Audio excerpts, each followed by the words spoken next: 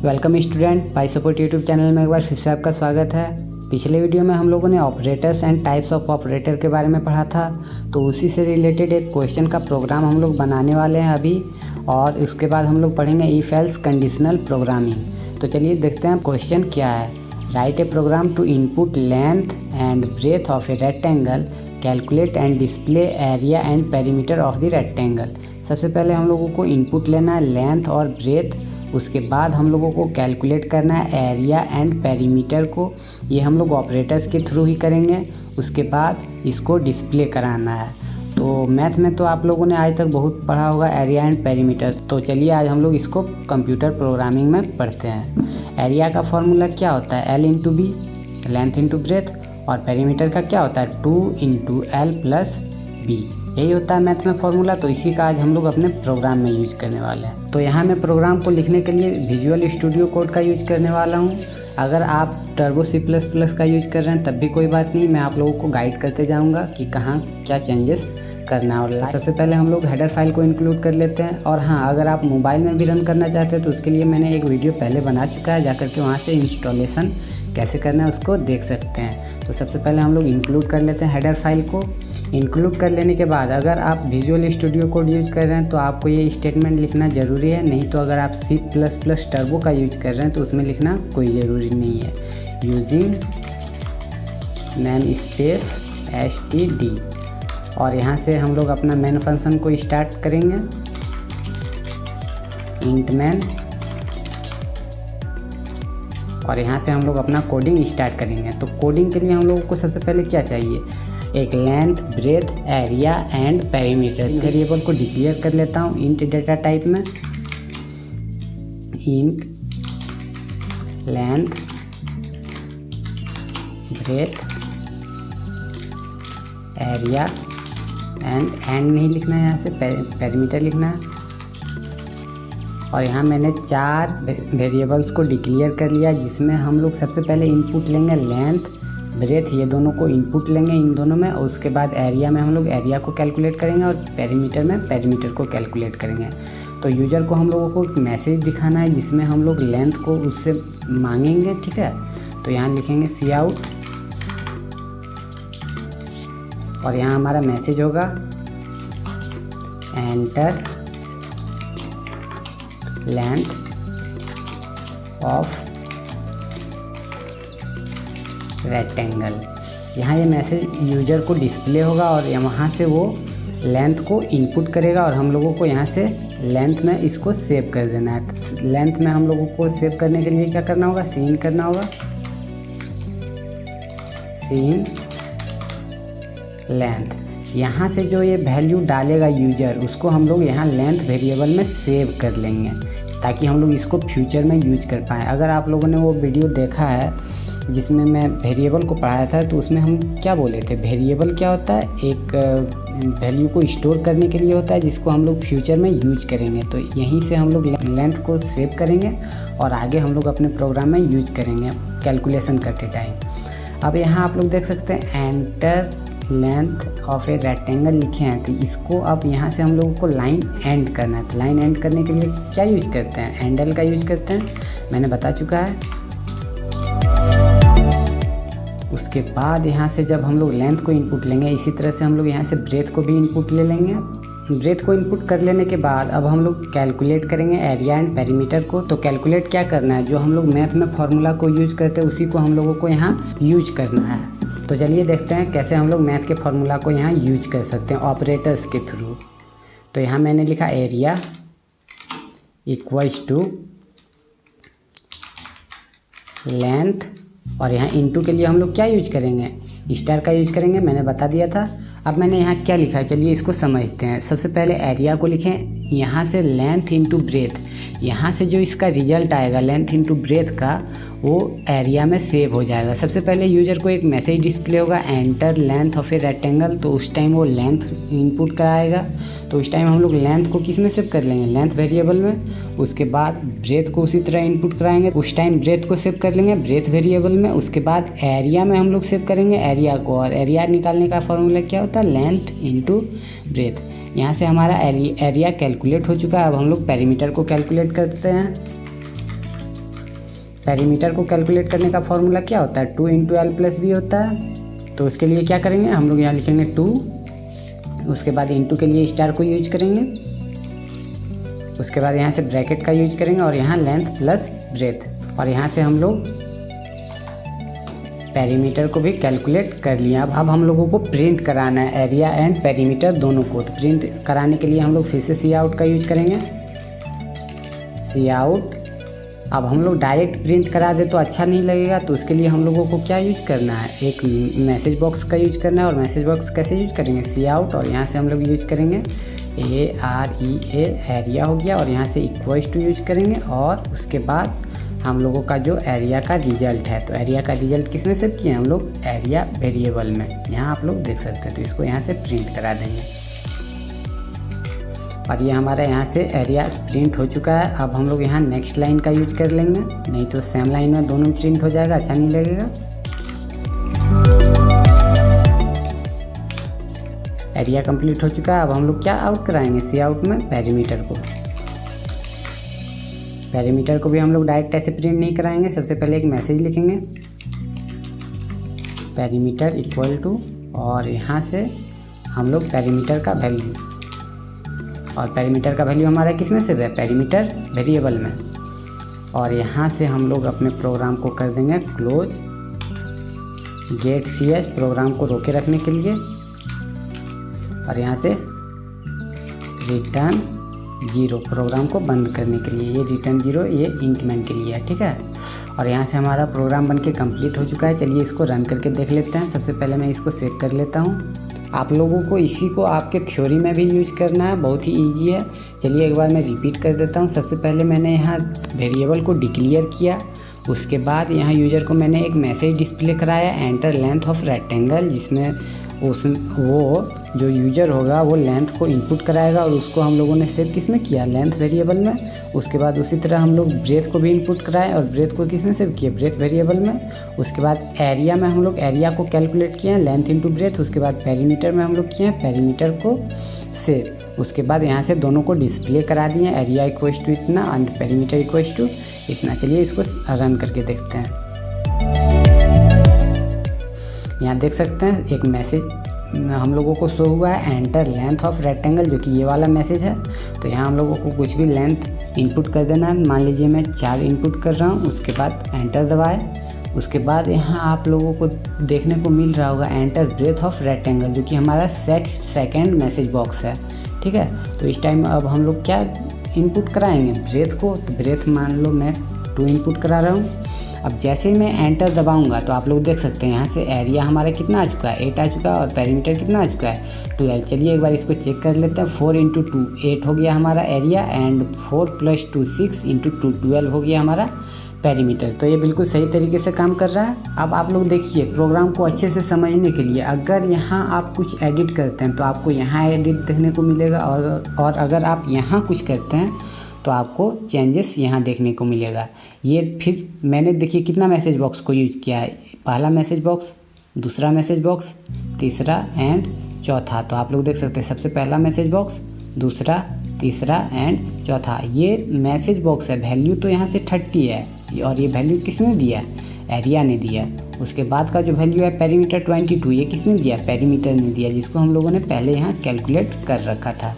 उम्मीद है आप लोगों को ये प्रोग्राम समझ में आ गया होगा। अगर फिर भी डाउट है तो कमेंट में पूछ सकते हैं। अब चलिए बढ़ते हैं हम लोग अपने थ्योरी की ओर। ये प्रोग्राम आप लोगों का होमवर्क है, जिसमें क्या लिखा है, write a program to input radius of a circle, calculate and display circumference of circle. Area भी प्रिंट कराना है। तो इस बार क्या करना है, आप लोगों को सर्कल का एक रेडियस इनपुट लेना, और इसके बाद आप लोगों को एरिया एंड सर्कमफेरेंस को प्रिंट कराना है। एरिया के लिए क्या होता है, सर्कल का πr² होता है एरिया, और सर्कमफेरेंस होता है 2πr। तो इसको आप लोगों को फॉर्मूला के तरह यूज करके और आपको प्रिंट कराना है। मैं नेक्स्ट टाइम इसको बता दूंगा अगर आप लोग कहेंगे तो। चलिए बढ़ते हैं आगे। तो आज हम लोग पढ़ने वाले कंडीशनल प्रोग्रामिंग। कंडीशनल प्रोग्रामिंग क्या होता है, सिंपल सी बात है, कंडीशनल बेस्ड प्रोग्रामिंग को कंडीशनल प्रोग्रामिंग कहते हैं। चलिए देखते हैं इसको ग्राफ के थ्रू। यहाँ हमारा एक कंडीशन है, अगर ये कंडीशन ट्रू होता, कंडीशन में तो दो ही आंसर आ ही सकता है, एक ट्रू या तो फॉल्स। अगर ये ट्रू आता है यानी कि यस, तो एक प्रोग्राम एग्जीक्यूट होगा, और अगर इसका आंसर नो आता है या फिर फॉल्स, तो यहाँ से हमारा ये प्रोग्राम एग्जीक्यूट होगा। इसी को हम लोग अपने प्रोग्राम में यूज करने वाले होंगे। लेकिन इन दोनों में से एक ही प्रोग्राम एग्जीक्यूट होगा। यहाँ आप लोग देख सकते हैं only one can be executed eight one time, मतलब या तो ट्रू होगा या तो फॉल्स। और अगर ट्रू होगा तो ये प्रोग्राम एग्जीक्यूट होगा, और फॉल्स होगा तो ये, सिर्फ एक ही प्रोग्राम एग्जीक्यूट होगा। In C++ we have two concept to solve conditional programming. C++ में हम लोगों के पास दो कंसेप्ट है जिसके थ्रू हम लोग कंडीशनल प्रोग्रामिंग को इस तरह से प्रोग्राम कर सकते हैं। सबसे पहला इफ एल्स और दूसरा है स्विच केस। तो हम लोग आज इफ एल्स के बारे में पढ़ने वाले हैं, ठीक है। देखते हैं इफ एल्स का सिंटैक्स कैसा दिखता है। सिंटैक्स इसका कुछ इस तरह से है। सबसे पहले हम लोग इफ़ को लिखेंगे, उसके बाद उसके अंदर ब्रैकेट के अंदर हमारा कंडीशन होगा, और अगर कंडीशन सही होता है तो स्टेटमेंट 1 एग्जीक्यूट होगा, और अगर कंडीशन रॉन्ग होता है मीन्स फॉल्स होता है तो हमारा स्टेटमेंट 2 एग्जीक्यूट होगा। स्टेटमेंट 1 एंड स्टेटमेंट 2 में हमारा अलग अलग प्रोग्राम होगा। तो चलिए देखते हैं इसको आगे। एल्स क्या है? It is false part of if and it is optional. मतलब क्या है? एल्स पार्ट जो है हमारा ऑप्शनल है। अगर हम इसको नहीं लिखते हैं, ये स्टेटमेंट को पूरा हम लोग ख़त्म कर सकते हैं, इतना में ही हम लोग काम चला सकते हैं। लेकिन अगर हम लोगों को चाहिए, एल्स का ज़रूरत होगा, तो एल्स लिखेंगे और आगे हमारा स्टेटमेंट होगा। अब यहाँ हमारा अगला पॉइंट क्या है? ये जो हमारा कर्ली ब्रेसेस है इसको यूज करना ऑप्शनल है। यहाँ अगर हम लोग ऐसा चाहें तो यूज कर सकते हैं। देखिए इसको मैं यूज करके दिखा रहा हूँ।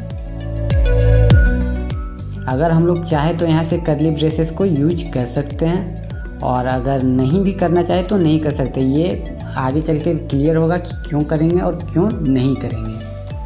यहाँ आप लोग देख सकते हैं कुछ कंडीशंस है जो कि ये तीनों सही है और ये गलत है। सबसे पहले इफ़ लिखेंगे, उसके बाद कंडीशन, और अगर कंडीशन ट्रू होगा तो स्टेटमेंट 1 एग्जीक्यूट होगा, अगर फॉल्स होगा तो स्टेटमेंट 2। ये हमारा प्रोग्रामिंग सही है।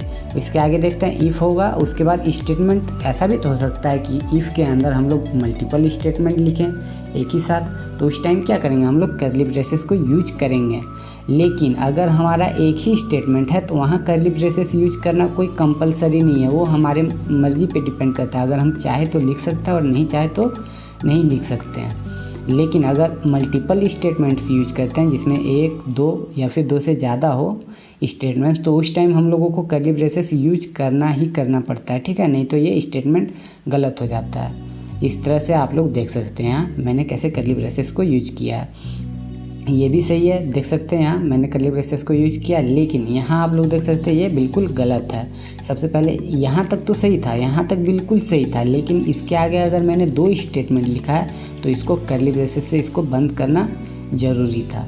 इसी तरह यहाँ भी आप लोग देख सकते हैं ये भी बिल्कुल गलत है। आप लोग सोचिएगा कि एक ही साथ मैं यहाँ बंद कर दूँगा कर्ली ब्रेसेस के थ्रू, तो ये भी गलत है। मैंने देखिए यहाँ लिखा है सबसे पहला कर्ली ब्रेसेस यहाँ, उसके बाद एंडिंग किया कर्ली ब्रेसेस, तो ये भी बिल्कुल गलत है। इस तरह से आप लोगों को यूज नहीं करना है। इसको आप लोग देख सकते हैं, स्क्रीनशॉट लेकर के भी रख सकते हैं। चलिए बढ़ते हैं आगे। अब हम लोग इसको एक प्रोग्राम लिख करके समझते हैं। Write a program to input age of a person and print person is eligible for vote और नॉट। वोट के लिए पर्सन एलिजिबल है या नहीं, इसको हम लोगों को प्रिंट कराना है। लेकिन इसके लिए हम लोग यूज करेंगे इफ एल्स का। अब चलिए देखते हैं इस प्रोग्राम को लिखते कैसे हैं। सबसे पहले एज, अगर आप 18 या फिर 18+ हैं तो आप वोट देने के लिए एलिजिबल हैं, और अगर आप 18 से छोटे हैं तो आप वोट देने के लिए एलिजिबल नहीं हैं। तो इसी को हम लोग प्रोग्राम में चेक करेंगे क्या वो पर्सन 18+ है या फिर नहीं। तो चलिए इसको मैं एक प्रोग्राम में लिख लेता हूँ। मैं यहाँ से एक न्यू फाइल को क्रिएट कर रहा हूँ और इसको सेव कर लेते हैं vote.cpp के नाम से, और यहाँ हमारा फाइल क्रिएट हो चुका है। तो इसी तरह सबसे पहले हम लोग यहाँ हेडर फाइल को इंक्लूड करेंगे। हेडर फाइल को इंक्लूड कर लेने के बाद यूजिंग नेम स्पेस का यूज करेंगे। अगर आप C++ टर्बो में यूज कर रहे हैं तो इसको आप लोगों को स्किप कर देना है, और यहाँ हम लोग अपना मेन फंक्शन को स्टार्ट करेंगे और यहाँ से हम लोग अपना कोडिंग स्टार्ट करेंगे। अब इस प्रोग्राम को लिखने के लिए हम लोगों को कितने वेरिएबल का ज़रूरत पड़ेगा? सिर्फ एक, जिसमें हम लोग उस बंदे का या फिर बंदी का जो भी होगा उसका एज को सेव करेंगे। तो एज के नाम से मैं एक वेरिएबल बना रहा हूँ। उसके बाद हम लोग क्या करेंगे, एक मैसेज प्रिंट कराएंगे जिसमें हम लोग एज को इनपुट करने के लिए बोलेंगे, जिसमें हमारा होगा मैसेज एंटर योर एज। यहाँ जो टेक्स्ट बॉक्स में हम लोग लिखते हैं वही हम लोगों को वहाँ शो होता है, तो इसको आप लोग अच्छे से लिखिएगा। बाकी ये आपके मर्जी पे डिपेंड करता है, यहाँ आप कुछ भी लिख सकते हैं। और यहाँ से हम लोग एंडल का यूज करेंगे ताकि हम लोग नेक्स्ट लाइन में आ सकें। अब हम लोग इनपुट ले लेंगे एज,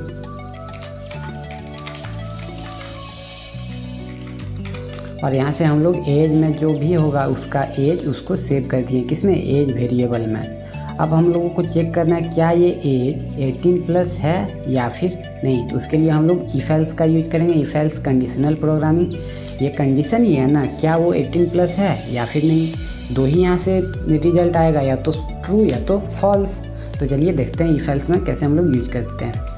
सबसे पहले हम लोग लिखेंगे इफ़, उसके बाद यहाँ से हम लोग ब्रैकेट का यूज करेंगे, उसके अंदर हम लोग कंडीशन डालेंगे age greater than equal to, और यहाँ से मैं डाल रहा हूँ 18, मतलब या तो वो 18 है या तो 18 से एबव है। और यहाँ से हम लोग अपना प्रोग्रामिंग मतलब इफ एल्स का प्रोग्रामिंग स्टार्ट करेंगे। यहाँ से हमारा हो गया ये कंडीशन हो गया, आप लोग यहाँ देख सकते हैं। यहाँ सबसे पहले हम लोगों ने ये लिखा कंडीशन, उसके बाद हम लोग लिखेंगे पहला स्टेटमेंट, अगर वो 18+ हुआ तो, और अगर 18+ नहीं हुआ तो हम लोग दूसरा स्टेटमेंट लिखेंगे। तो पहला स्टेटमेंट क्या हो जाएगा, हम लोग सी आउट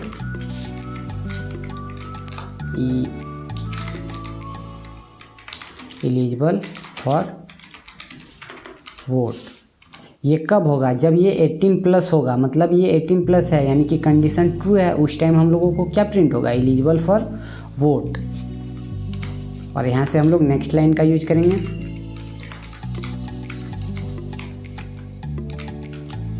अब एक ऐसा कंडीशन आएगा जब 18+ किसी का एज नहीं होगा, मान लीजिए 17 है, तो उस टाइम तो ये कंडीशन फॉल्स हो जाएगा, और उस टाइम हम लोग आएंगे एल्स पार्ट में, और ये यहाँ से ये प्रोग्राम को स्किप कर देगा, और यहाँ हम लोग का एल्स के पार्ट में जो भी प्रोग्राम होगा उसको वो एग्जीक्यूट करेगा। तो उस टाइम हम लोग क्या प्रिंट कराएंगे, सी आउट, और यहाँ हमारा मैसेज होगा नॉट एलिजिबल फॉर वोट। और यहाँ से हमारा प्रोग्राम ख़त्म होता है। यहाँ गेट ch का यूज करेंगे हम लोग प्रोग्राम को रोके रखने के लिए, और उसके बाद रिटर्न 0 फॉर इंट मैन। अब हम लोग यहाँ से प्रोग्राम को सेव कर लेते हैं और रन करके देखते हैं। यहाँ आप लोग देख सकते हैं सबसे पहला जो मेरा मैसेज बॉक्स था एंटर योर एज, तो यहाँ आप लोग देख सकते हैं एंटर योर एज आ चुका है। अब हम लोग यहाँ एज इनपुट करेंगे, तो मेरा एज है 18, तो मैं 18 लिख रहा हूँ। तो यहाँ आप लोग देख सकते हैं मैं एलिजिबल हूँ वोट के लिए। अब एक ऐसा कंडीशन होगा जब 18 से नीचे होगा, मतलब 18 नहीं होगा या फिर 18 से अबव होगा, तो उस टाइम क्या प्रिंट करेगा, चलिए इसको भी देख लेते हैं। मैं फिर से इस प्रोग्राम को रन कर लेता हूँ। इस टाइम मैं एज डालूँगा 15, यहाँ से मैं एज डालूँगा 15। उस टाइम देखिए क्या हुआ, नॉट एलिजिबल फॉर वोट, यहाँ लिख दिया है मैं एलिजिबल नहीं हूँ वोट के लिए। चलिए एक बार फिर से प्रोग्राम को रन कर लेते हैं। इस टाइम मैं बहुत ही ज़्यादा एज डालने वाला हूँ, इस टाइम मैं एज डालूँगा 25, तो आप देख सकते हैं एलिजिबल फॉर वोट। तो ये कंडीशनल प्रोग्रामिंग कुछ इस तरह से वर्क करता है। उम्मीद है आप लोगों को पूरी तरह से समझ में आ गया होगा। अगर फिर भी डाउट कुछ है, कुछ रह गया है डाउट, तो आप लोग कमेंट करके पूछ सकते हैं, मैं ज़रूर से ज़रूर रिप्लाई दूंगा। और यहाँ आप लोगों के लिए मैंने एक HW भी रखा है, तो आप लोग इसको कंप्लीट कर लीजिएगा। Write a program to enter a number, check and print if it is even or odd. तो आप लोगों को ये प्रोग्राम खुद से बनाना है, कॉपी में बनाना है, और अगर मोबाइल है तो मोबाइल में टर्बो C++ में आप लोग बना सकते हैं। इसमें आप लोगों को क्या करना है, इफ़ जब लिखिएगा इफ़ कंडीशन, तो उसमें आप लोगों को चेक करना है क्या जो आप लोग नंबर होगा, नंबर सबसे पहले एक इनपुट लेना है नंबर, ठीक है। सबसे पहले आप लोग एक नंबर को इनपुट लेंगे, उस नंबर को एक वेरिएबल में सेव कराएंगे। उसके बाद इसको डिवाइड करेंगे किससे, 2 से, और इसका रिमाइंडर चेक करेंगे क्या रिमाइंडर 0 है। और रिमाइंडर के लिए मैंने बताया था कौन से ऑपरेटर का यूज करते हैं, %2 का यूज करते हैं। जब हम लोग नंबर %2 करेंगे तो यहाँ से रिमाइंडर शो होगा। अगर 2 से डिवाइड करने के बाद रिमाइंडर 0 है तो वो एक इवन नंबर है, और अगर 0 नहीं है तो वो एक ऑड नंबर है। तो हम लोग प्रोग्रामिंग कुछ इस तरह से करेंगे। इफ़ मैं थोड़ा सा हिंट दे रहा हूँ, यहाँ से नंबर लिखेंगे n, मान लीजिए आपने वेरिएबल यूज किया है n, तो n लिखेंगे और यहाँ से हम लोग %2 का यूज करेंगे और 2, और इसको कंपेयर करेंगे किससे, 0 से। अगर 0 हुआ तो वो एक इवन नंबर है, यहाँ इवन नंबर का स्टेटमेंट होगा। उसके बाद यहाँ एल्स पार्ट आएगा और यहाँ से ऑड नंबर का स्टेटमेंट। उम्मीद है आप लोग इस प्रोग्राम को बना लीजिएगा। अगर आप लोग मेरे चैनल पे नए आए हैं तो चैनल को सब्सक्राइब कर लीजिए। मिलते हैं अगले वीडियो में, तब तक के लिए धन्यवाद।